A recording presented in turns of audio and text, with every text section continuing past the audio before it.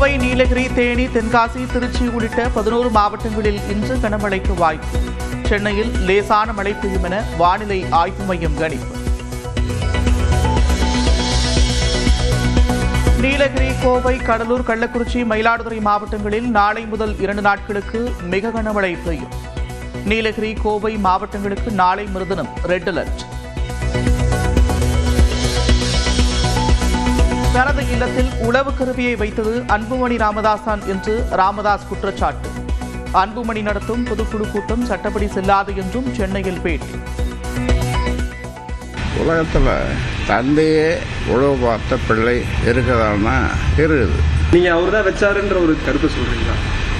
இன்னும் வேற யாரும் வச்சிருக்காங்க. நலம் காக்கும் ஸ்டாலின் திட்டத்தை சென்னையில் தொடங்கி வைத்தார் முதலமைச்சர் மு க ஸ்டாலின். தமிழ்நாடு முழுவதும் 1256 மருத்துவ முகாம்கள் மூலம் பரிசோதனை. நலம் காக்கும் மருத்துவ முகாம்களை மக்கள் சிறப்பான முறையில் பயன்படுத்திக் கொள்ள முதலமைச்சர் வேண்டுகோள். மருத்துவமனைகளுக்கு வருபவர்களை மருத்துவ பயனாளிகள் என்று அழைக்க மருத்துவர்களுக்கு அறிவுரை. மருத்துவர்களையும் மருத்துவமனைகளையும் நாடி வரவங்களை மருத்துவ பயனாளிகளும் நாம் பார்க்கணும். இந்த முகாமுக்கு வர மக்களையும் மருத்துவ பயனாளிகளாகத்தான் நீங்க பார்க்கணும். ஆண்டிப்பட்டியில் மருத்துவ முகாம் தொடக்க விழாவில் எம்பி தங்க தமிழ்ச்செல்வன், சட்டமன்ற உறுப்பினர் மகாராஜனுக்கிடையே வாக்குவாதம். வரவேற்பு பேனரில் நாடாளுமன்ற உறுப்பினரின் படம் வைக்கப்படாததால் மோதல். தூத்துக்குடியில் தொழில் முனைவோர், உப்பு உற்பத்தியாளர்கள் உள்ளிட்டோரிடம் அதிமுக பொதுச் செயலாளர் எடப்பாடி பழனிசாமி ஆலோசனை.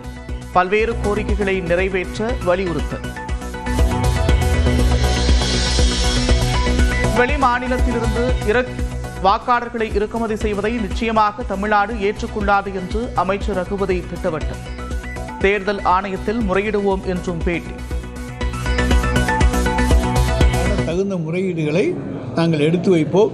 யாரும் எங்கே வாக்களிக்க வேண்டும் என்கின்ற உரிமைகளும் இருக்கின்றன. எனவே இதற்காக வேண்டி வாக்காளர்களை இறக்குமதி செய்கின்றதை நிச்சயமாக தமிழ்நாடு ஏற்றுக்கொள்ளாது.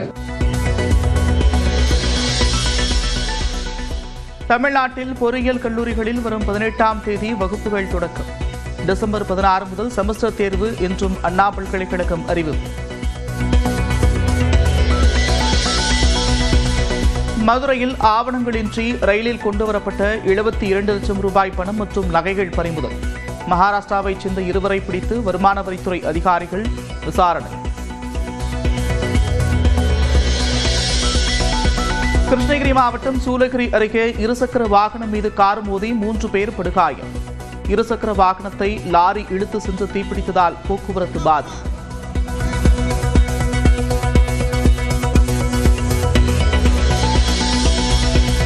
சேலத்தில் மூதாட்டியை கொலை செய்த மாட்டு வியாபாரி கைது. 4 சவர நகைக்காக கொலை செய்தது அம்பலம்.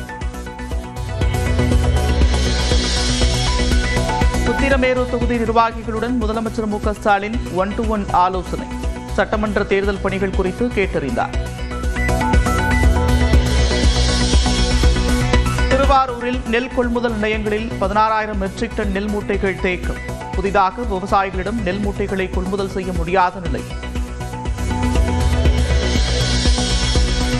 கோடியக்கரை அருகே நடுக்கடலில் மீனவர்கள் மீது இலங்கை கடற்கொள்ளையர்கள் தாக்குதல். 3 பேர் காயமடைந்த நிலையில் பல லட்சம் ரூபாய் மீன்பிடி உபகரணங்கள் சேதம். ஓடும் ஆம்னி பேருந்தில் பயணித்த பெண்ணுக்கு பாலியல் தொல்லை. ஓட்டுநரை கைது செய்தது காவல்துறை.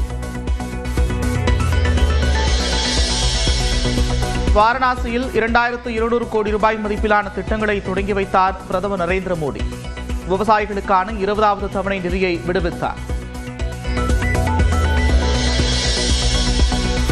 மக்களவைத் தேர்தலில் முறைகேடு நடைபெற்றதை சில நாட்களில் நிரூபிக்க இருப்பதாக ராகுல் காந்தி திட்டவட்டம்.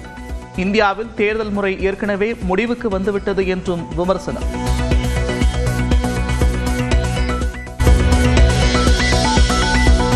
கோவை, நீலகிரி, தேனி, தென்காசி, திருச்சி உள்ளிட்ட 11 மாவட்டங்களில் இன்று கனமழைக்கு வாய்ப்பு. சென்னையில் லேசான மழை பெய்யும் என வானிலை ஆய்வு மையம் கணிப்பு. நீலகிரி, கோவை, கடலூர், கள்ளக்குறிச்சி, மயிலாடுதுறை மாவட்டங்களில் நாளை முதல் 2 நாட்களுக்கு மிக கனமழை பெய்யும். நீலகிரி, கோவை மாவட்டங்களுக்கு நாளை மறுதினம் ரெட் அலர்ட்.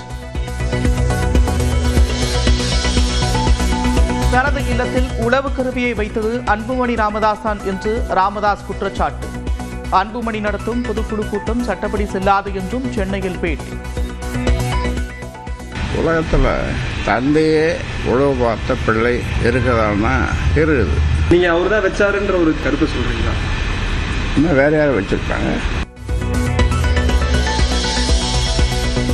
நலம் காக்கும் ஸ்டாலின் திட்டத்தை சென்னையில் தொடங்கி வைத்தார் முதலமைச்சர் மு க ஸ்டாலின். தமிழ்நாடு முழுவதும் 1256 மருத்துவ முகாம்கள் மூலம் பரிசோதனை. நலம் காக்கும் மருத்துவ முகாம்களை மக்கள் சிறப்பான முறையில் பயன்படுத்திக் கொள்ள முதலமைச்சர் வேண்டுகோள். மருத்துவமனைகளுக்கு வருபவர்களை மருத்துவ பயனாளிகள் என்று அழைக்க மருத்துவர்களுக்கு அறிவுரை. மருத்துவர்களையும் மருத்துவமனைகளையும் நாடி வரவங்களை மருத்துவ பயனாளிகளும் நாம் பார்க்கணும். இந்த முகாமுக்கு வர மக்களையும் மருத்துவ பயனாளிகளாகத்தான் நீங்க பார்க்கணும். ஆண்டிப்பட்டியில் மருத்துவ முகாம் தொடக்க விழாவில் எம்பி தங்க தமிழ்ச்செல்வன், சட்டமன்ற உறுப்பினர் மகராஜனுக்கிடையே வாக்குவாதம். வரவேற்பு பேனரில் நாடாளுமன்ற உறுப்பினரின் படம் வைக்கப்படாததால் மோதல். தூத்துக்குடியில் தொழில் முனைவோர், உப்பு உற்பத்தியாளர்கள் உள்ளிட்டோரிடம் அதிமுக பொதுச் செயலாளர் எடப்பாடி பழனிசாமி ஆலோசனை.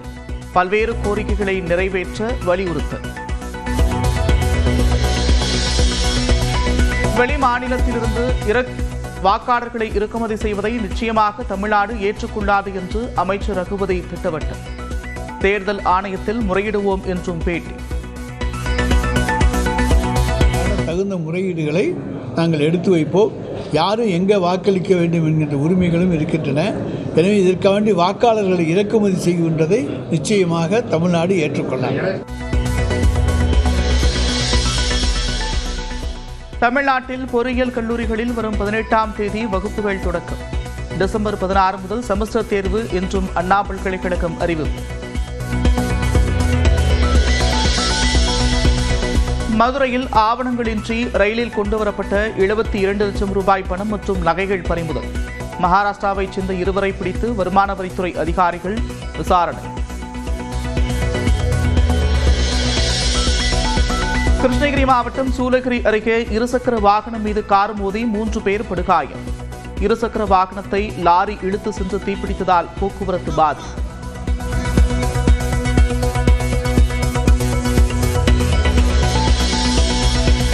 சேலத்தில் மூதாட்டியை கொலை செய்த மாட்டு வியாபாரி கைது. 4 சவரன் நகைக்காக கொலை செய்தது அம்பலம். உத்திரமேரூர் தொகுதி நிர்வாகிகளுடன் முதலமைச்சர் மு க ஸ்டாலின் 1-to-1 ஆலோசனை. சட்டமன்ற தேர்தல் பணிகள் குறித்து கேட்டறிந்தார். திருவாரூரில் நெல் கொள்முதல் நிலையங்களில் 16,000 மெட்ரிக் டன் நெல் மூட்டைகள் தேக்கம். புதிதாக விவசாயிகளிடம் நெல் மூட்டைகளை கொள்முதல் செய்ய முடியாத நிலை. கோடியக்கரை அருகே நடுக்கடலில் மீனவர்கள் மீது இலங்கை கடற்கொள்ளையர்கள் தாக்குதல். 3 பேர் காயமடைந்த நிலையில் பல லட்சம் ரூபாய் மீன்பிடி உபகரணங்கள் சேதம். ஓடும் ஆம்னி பேருந்தில் பயணித்த பெண்ணுக்கு பாலியல் தொல்லை. ஓட்டுநரை கைது செய்தது காவல்துறை. வாரணாசியில் 2200 கோடி ரூபாய் மதிப்பிலான திட்டங்களை தொடங்கி வைத்தார் பிரதமர் நரேந்திர மோடி. விவசாயிகளுக்கான 20வது தவணை நிதியை விடுவித்தார். மக்களவைத் தேர்தலில் முறைகேடு நடைபெற்றதை சில நாட்களில் நிரூபிக்க இருப்பதாக ராகுல் காந்தி திட்டவட்டம். இந்தியாவில் தேர்தல் முறை ஏற்கனவே முடிவுக்கு வந்துவிட்டது என்றும் விமர்சனம்.